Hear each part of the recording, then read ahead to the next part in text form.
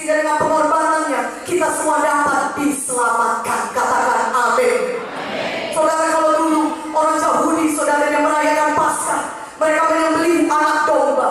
Tertulis di Keluaran 12, saudara bisa baca nanti. Oh saudara, mereka sembelih itu anak domba, saudara, dan darahnya mereka, oh saudaraku. Tetapi firman Tuhan berkata, pengorbanan Yesus, anak domba yang disembelih, darahnya yang tercurah, itu menyucikan kita sekali untuk selama-lamanya. Katakan amin. Katakan amin. Saudaraku, ketika bangsa Israel masih dalam perbudakan Mesir, Musa diutus untuk membebaskan bangsa Israel. Dan Tuhan berkata, pada malam ini engkau harus merayakan Paskah. Dan Tuhan berkata, ada tulah yang terakhir kali bagi bangsa Mesir. Itu tulah apa? Tulah kematian, saudara. Pasti ada kematian di setiap keluarga, saudara. Ya, anak sulung mati, saudara. Dan dengan tulah yang demikian akan menimpa semua orang bangsa Mesir. Dan bangsa Israel hidup di tengah-tengah bangsa Mesir. Tapi apa kata Tuhan kepada bangsa Israel? Engkau harus potong sembelih anak domba. Engkau curahkan darahnya, dan darahnya kau sapukan di jenang pintu di rumahmu. Di jenang pintu sebelah kiri, kanan, dan atas kau sapukan itu. Dan kalau nanti malam malaikat mau berjalan, maka kalau aku lihat ada darah di muka pintu rumahmu, maka aku akan melewatinya. When I see the blood, I will pass over you. Kalau ada darah di muka pintu rumahmu, aku akan melewatinya. Tidak akan ada kematian di rumah itu. Bangsa Israel percaya kepada firman Tuhan. Mereka patuh, mereka buat demikian. Saudara, mereka sembelih anak domba yang tidak bercacat, yang bercela. Mereka sapukan darahnya di muka pintu rumah mereka. Dan ketika pada malam hari, ketika malaikat maut itu datang dan menulahi semua rumah, saudara, maka di seluruh Mesir ada cerita yang memilukan, karena setiap anak sulung di rumah mereka mati, meninggal dunia. Ada cerita yang kuat, saudaraku, memilukan, yang sangat menyedihkan. Tetapi di rumah bangsa Israel, di mana ada darah disapukan di jenang pintu rumah mereka, tidak ada satu kematian pun menimpa mereka. Kematian tidak bisa memasuki rumah mereka. Kenapa? Karena ada darah anak domba. Lebih dahsyat lagi, saudaraku, anak domba Allah Yesus Kristus sudah mati bagi saudara, mencurahkan darahnya bagi saudara. Sehingga firman Tuhan berkata dalam Yohanes 3:16, barang siapa yang percaya kepada Yesus tidak perlu binasa, tapi dosa-dosanya bisa disucikan oleh darah Yesus, sehingga saudara bisa beroleh hidup yang kekal. Saya mau katakan kepada saudara, apakah semua orang Mesir adalah orang jahat sehingga mereka mengalami kematian seperti itu? Tidak semuanya orang Mesir jahat, saudara. Banyak di antara mereka mungkin berprofesi sebagai dokter, saudara, pengacara, orang-orang baik yang kerjanya menolong orang lain.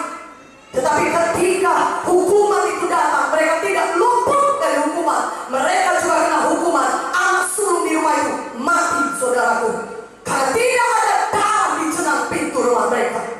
Dan saya mau katakan saudara, apakah orang Israel semuanya baik? Tentunya tidak semua bangsa Israel baik. Mungkin ada beberapa yang baik, tapi pasti ada juga yang kelakuannya tidak baik. Bahkan mungkin dia orang jahat, mungkin dia seorang pencuri, bangsa Israel tersebut.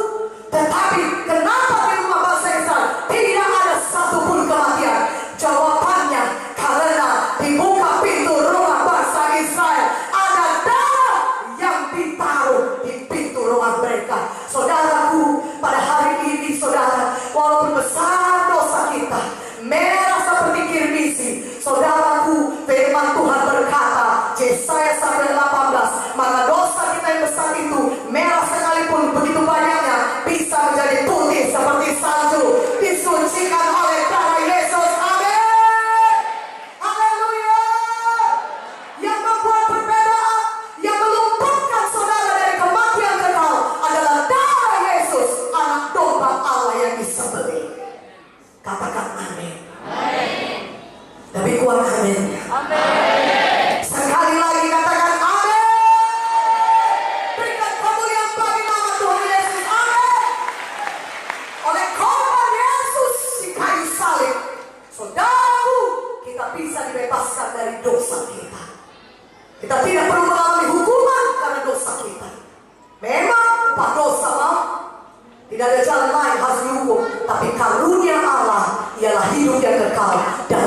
Kristus Yesus.